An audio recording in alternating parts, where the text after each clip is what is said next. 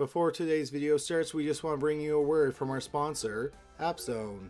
AppZone is a great app that actually pays you to try games, and then the longer you play, the more you earn. Rewards are paid out instantly through retailers like Amazon, Xbox, Google Play, Visa, Steam, and more. Currently I'm playing poker in a word puzzle game, and it's paying for my Google Play music subscription for the month. If you download AppZone by clicking on the link below the video, not only will you make money for just playing games, you'll be directly supporting Criminally Listed. AppZone is only available for Android, but below the video you'll find a link to a similar app for iOS. And now, without any further delay, here's today's video. Number 3. Montie Rissell. On August 4th, 1976, 26-year-old Aurora Marina Gabor was found dead in a wooded area in Alexandria, Virginia, just beside Interstate 45, not far from her home. Gabor, who worked in the sex trade, had been strangled to death with her own bra. Her car was found in the parking lot of a nearby shopping center. 7 months later, on March 8, 1977, the body of 22-year-old Ursula Miltenberger was found in a forest in Fairfax County. She was last seen earlier that morning at around 2 a.m. after she finished her shift at a McDonald's not far from Aurora Marina Gabor's apartment. Miltenberger had been stabbed 21 times in the chest. A month later, on April 10th, 35-year-old Althea Bird, who worked in the personnel department of a department store, went missing. She lived in an apartment building close to the first victim's home. 20 days later, the body of a woman was found near Interstate 45. The body was 27-year-old Gladys Bradley, a distribution clerk at a post office. She had been drowned in a shallow creek. Bradley lived in the same apartment complex as Althea Bird, who was still missing. On a hunch, the police decided to check the parking lot where the first victim's car had been abandoned. In the parking lot, they found the cars that belonged to both Gladys Bradley and Althea Bird. It wasn't even a week before there was another murder. The body of Jeanette McCullen, a 24-year-old proofreader, was found in a culvert not far from her home. She lived in the same apartment complex as Bird and Bradley. McClellan had been stabbed 24 times. On May 17th, just a month after she went missing, the body of Althea Bird was found in a wooded area about 1.5 miles from her apartment. She had been stabbed 14 times with a steak knife. Even though 3 of the women were stabbed, 1 was strangled, and 1 was drowned, the police were sure that 1 person was responsible for all 5 murders. They even had a suspect, 19-year-old Montie Rissell, who lived in the same neighborhood as 4 of the victims. The 1 victim who didn't live in the neighborhood worked at a McDonald's that was just 4 blocks from the apartment building where Rissell lived with his mother and brother. A detective suspected that Rissell may have been responsible for the string of murders since the very first murder, but he didn't properly pursue his suspicions.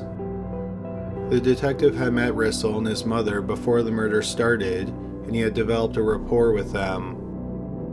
The detectives say he met them because Rissell had pulled a knife on a woman in an elevator in his apartment building, and he tried to rob her. The police compared Rissell's fingerprints to a fingerprint found in one of the victims' cars, and it was a match. They also searched a vehicle that belonged to a relative of Rissell's, and they found some possessions that belonged to the victims. Rissell confessed to the 5 murders, and in October 1977, he was sentenced to life in prison. While incarcerated at a penitentiary in Richmond, Virginia, he was visited by FBI agents John Douglas and Robert Ressler, who are the inspirations for Holden Ford and Bill Tench. Rissell had an IQ of 120, and he told the FBI agents that if he could have lived with his father when his parents split up when he was 7, he probably would have grown up to be a lawyer. Instead, his mother moved him, his brother, and his sister from Virginia out to California. In California, his mother remarried and basically ignored Rissell and his brother and sister. Rissell got into trouble at school several times for minor offenses like graffiti. He also got into trouble for shooting his cousin with a BB gun. His punishment for shooting his cousin was that his stepfather dismantled the BB gun and beat him with the pieces. When he was 12, his mother left her second husband and they moved back to Alexandria, Virginia. Supposedly, when Rissell was 14 years old, he committed his first sexual assault. Rissell said that on the day before he committed his first murder, he received a letter from a young woman he was dating.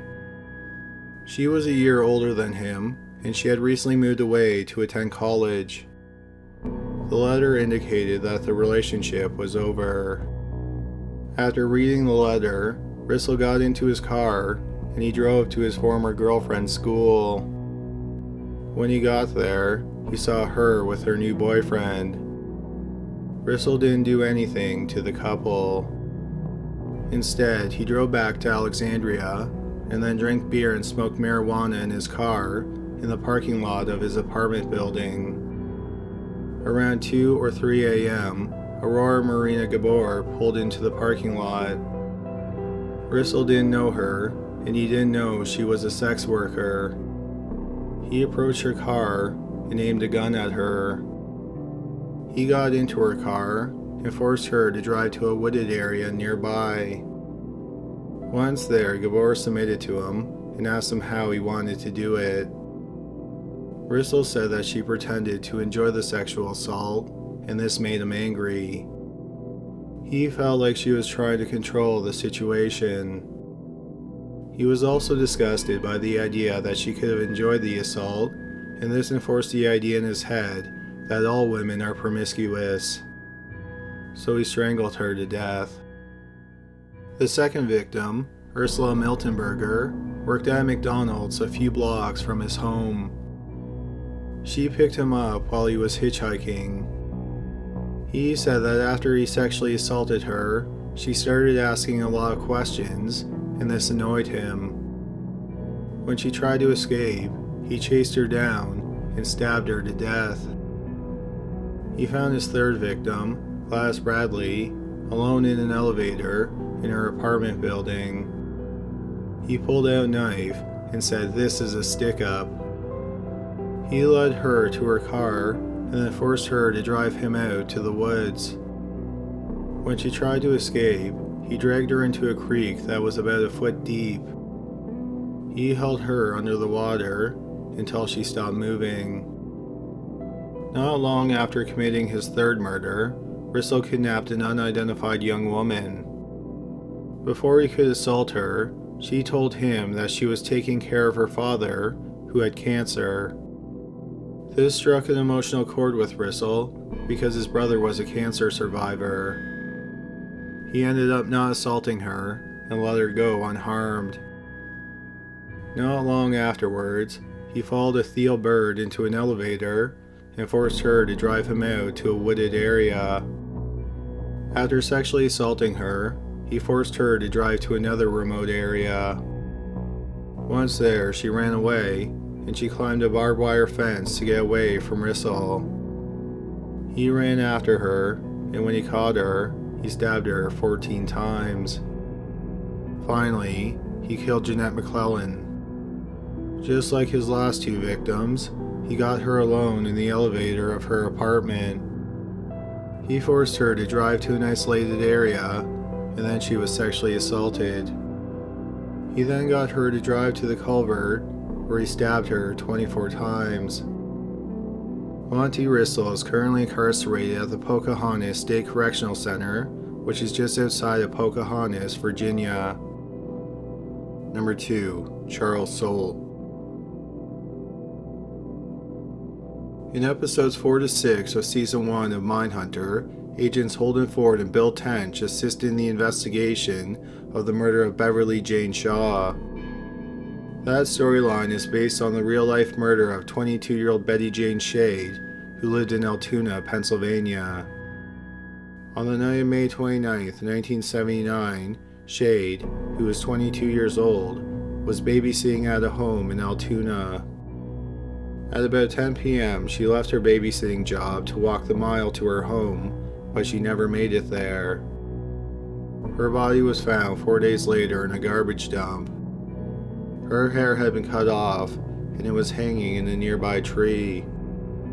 She had been stabbed, sexually mutilated, and her breasts were missing. She had also been severely beaten. Both of her eyes were black, and her jaw was broken. The medical examiner determined that the cause of death was a blow to the head. Her body had been stabbed and mutilated several days after she died. One odd thing that the medical examiner noted was that the body was well preserved. Based on the food in her stomach, the medical examiner was sure that she died not long after she went missing. However, her body had not been in the garbage dump for 4 days. If her body had been there for the 4 days, her body would have been more decomposed, and there would have been a large larvae infestation, and animals would have eaten parts of the body. The police were able to confirm the medical examiner's findings because they had been monitoring the dump because of illegal dumping. Had the body been there before, a police officer would have noticed it. The police in Logan Township, which is where Altoona is found, got in contact with the FBI's Behavioral Science Unit. They spoke with John Douglas, and they told him that they had 2 suspects. The first suspect was the self-described fiancé of the victim, Charles Soult. Every time they interviewed Charles, he would weep uncontrollably while talking about Shade. They said that their strongest suspect was the man who found the body, Patrick Daughtry. Daughtry lived 4 blocks away from Shade, and he knew her. On several occasions, he tried unsuccessfully to pick her up. The police also thought that his story was odd. He said he was on a nature walk when he found the body, but he didn't have a good explanation as to why his nature walk involved walking in a garbage dump. Another problem with this story is that the police found a witness who was walking his dog on the road near the dump, and he said he saw Daughtry urinating near the body. Daughtry also didn't have a strong alibi for the night of the murder. He said he was at home watching television with his wife. Daughtry also refused to talk to the police without his lawyer present, and he didn't want to take a polygraph exam. Douglas understood why all that made Daughtry sound like a promising suspect, but he didn't think that Daughtry fit the profile. He noted that Shade died relatively quickly, and then her body was mutilated. Since she died relatively quickly, Douglas didn't think that the killer was married. He thought if the killer was married, he would have tortured her and prolonged her suffering before death. Instead, Douglas thought that the killer had never been married, and he was not very experienced sexually. His parents would have split up when he was young, and his mother would have been domineering. He also thought that the killer had a close relationship with the victim. By hitting her in the face, he was trying to depersonalize her. Shade was known to take pride in her appearance, so cutting off her hair was a way to further insult and degrade her. For these reasons, Douglas thought that the self-proclaimed fiancé was most likely the killer. Charles' parents had split up when he was young, and his mother was domineering. He was 26 years old, and he only had 2 sexual experiences. The 2 experiences were with older women, and both women mocked him for not being able to perform sexually. Douglas became further convinced that Charles was the killer when he learned that Charles and his brother, Mike, worked as trash haulers. Even though Charles seemed to fit the profile perfectly, 2 things seemed out of place to Douglas. The first was that Charles was a small guy, not too much bigger than Shade. So Douglas didn't think that Charles could have moved the body by himself. Also, semen was found inside of Shade, indicating that she had been sexually assaulted. But Douglas didn't think that Charles would have been able to sexually assault Shade. Douglas thought that Charles must have had a partner, and he thought it was most likely Charles's brother, Mike. Mike had the same family history, and he had also spent time in a psychiatric hospital, and he had a history of violence. The biggest difference between the two brothers was that Mike was married. Then Douglas learned on the night that Shade was killed, Mike's wife was in the hospital, giving birth. Douglas thought that this would have been a stressor, which caused Mike to act abnormally. Douglas theorized that what happened that night is that Charles tried to have sex with Shade, but he couldn't. She may have mocked him, or Charles may have become frustrated with himself. Nevertheless, he attacked her, rendering her unconscious. He called his brother Mike, who came over and sexually assaulted Shade before she died. It deeply bothered Charles that Mike could perform sexually with her, but he couldn't. So when they moved the body 4 days later, Charles mutilated the body as a way to get the last word and to further humiliate her. Douglas told the police to question Mike. He said to tell Mike that they knew he had sex with Shade and helped dispose of the body, but they knew that he didn't kill her. Then tell him if he just confesses and tells them what happened that night, then he wouldn't face serious charges. Douglas's tactic worked, and in September 1980, nearly a year and a half after the murder, Charles, Mike, and their sister, Kathy Weisinger, were all arrested in connection with the murder. Charles was charged with first-degree murder, and Mike and Weisinger received minor charges in exchange for cooperating with the district attorney. Weisinger, who said she was Shade's best friend, said that on the night of the murder, Charles was upset because Shade wanted to break up with him. Weisinger said that she, Mike, Charles, and Shade drove out to a mountain road near their home. Once there, Charles and Shade went for a walk. When they didn't return to the car, Weisinger said she went looking for them. When she found them, Charles was beating Shade to death. They left her body there, and then 4 days later, she, Charles, and Mike returned to the murder scene. Then they transported Shade's body to the dump, and that's where Charles mutilated the body. Only one of the breasts were found, and Mike said that Charles kept the other one. The breast that Charles kept has never been found. The medical examiner testified that the murder couldn't have happened the way that Weisinger said it did. But it turned out how the murder happened wasn't as important to jurors as the fact that Charles committed the murder. In June 1981, Charles was found guilty and he was sentenced to death. But then, due to a judge's error when instructing the jury, Charles's sentence was changed from death to life in prison. Charles's siblings received no jail time for their roles in the murder and disposal of the body of Betty Jean Shade. Number 1. Darrell Jean Devier. Mary Frances Stoner was an outgoing and personable 12-year-old. She was a drum majorette in her school band. By all accounts, she was a good kid who wasn't into drugs and alcohol, and she was not promiscuous. On November 30th, 1979, the school bus dropped her off about 100 yards from her home in rural Bartow County, Georgia. Sadly, she never made it inside. The next day, a couple came across her body in a lover's lane in a wooded area, about 10 miles away from her home. Her bright yellow raincoat was over her face. Her head had been crushed and there was 3 bloody rocks near her body.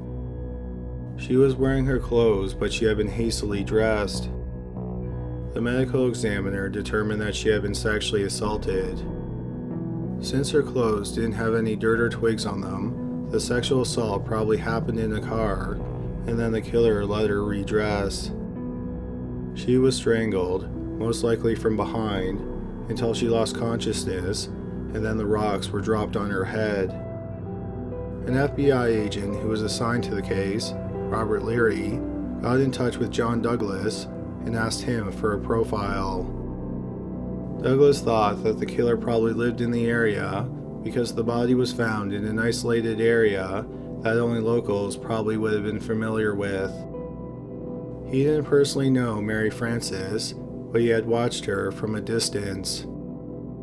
He saw her enough to develop a fantasy involving her. He probably had misinterpreted her outgoingness and friendliness as sexual feelings towards himself. However, when the assault really did happen, it turned out to be nothing like his fantasy. She was probably in pain and terrified.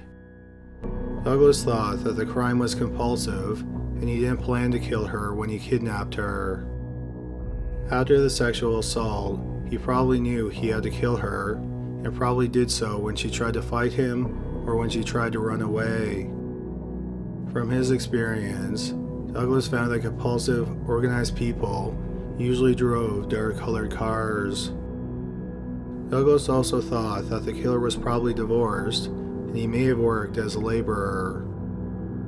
Douglas told Special Agent Leary that he or the police had probably interviewed the killer already, and he acted cocky during the interview. Leary was shocked after hearing Douglas's profile. The profile sounded exactly like a suspect they had just released named Darrell Devier. Devier was a 25-year-old tree trimmer, and he had been doing work on Mary Frances' street on the week of the murder. He was twice divorced, and he drove a dark-colored car. He drove a black Pinto, and several witnesses saw a black Pinto near Mary Frances' home around the time that she was kidnapped. This also wasn't Devier's first run-in with the law. 5 months earlier, he had been arrested for sexually assaulting a 12-year-old girl. However, he wasn't charged because of a lack of evidence. Leary told Douglas that they had Devier coming in again to do a polygraph test. Douglas told him they shouldn't give Devier a polygraph test because there was a good chance that the results would be inconclusive because of his personality. If Devier knew he could beat a polygraph test, it would be harder to get him to confess. The local police didn't listen to the advice that Douglas gave Leary, and they had Devier do a polygraph test. Just as Douglas predicted, the results were inconclusive. Douglas then gave them some advice on how to get Devier to confess. He said to bring him into the police station at night for an interview. He may be more inclined to talk at night because he knows if he confesses, there won't be members of the media outside the police station waiting to take his photograph or interview him. He'd also know that there would be no breaks for something like dinner. Douglas advised them to have a local police officer and an FBI agent interview him at the same time. He also suggested putting props in the interrogation room. He suggested putting file folders with lots of papers in them, even full of blank pages, on the table in the interrogation room. This would make it look like the full strength of the United States government was against him. Douglas also suggested putting one of the bloody rocks on the table. He said to place the rock about 45 degrees from where Devier would be facing, so that he would have to turn to look at it.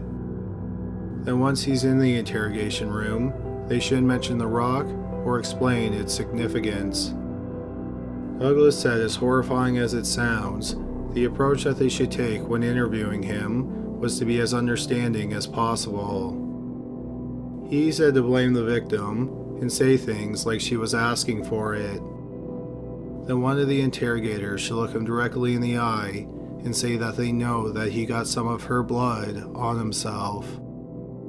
Then tell him that they know what he did and all he had to do was tell them that they were right. The local police followed Douglas's instructions. When Devier walked into the interrogation room, he was instantly transfixed by the rock. He started to tremble and sweat. After a few hours, Devier confessed. Devier said that on the afternoon of the murder, he was out looking for an apartment and he was driving around when he spotted Mary Frances' school bus. After she got off the bus, he asked her for some directions and then asked her to get in the passenger seat of his car to read a piece of paper. Once she was in the car, he drove off. He said that after he sexually assaulted her, he planned on tying her to a tree and leaving her there alive. But then she started screaming and pushed him. He pushed her back, which caused her to fall, and she hit her head on a rock. He then started strangling her. Then, after she lost consciousness, he dropped the rocks on her head. Devier's first trial in 1982 ended in a mistrial because sequestered jurors had talked to a deputy who was also a witness. At his next trial in March 1983, he was found guilty and he was sentenced to death. But that conviction was overturned shortly afterwards. At his third trial in November 1983, Devier was again found guilty and he was sentenced to death. He was executed via the electric chair on May 17, 1995, 15 and a half years after killing Mary Frances Stoner. Thank you so much for watching today's video. If you liked it, please subscribe for more videos just like it. Please don't forget to visit criminallylisted.com where you can suggest cases and buy merchandise. Please also check out our Patreon page where you can get access to an exclusive podcast. But that's all for today. Thanks again for watching.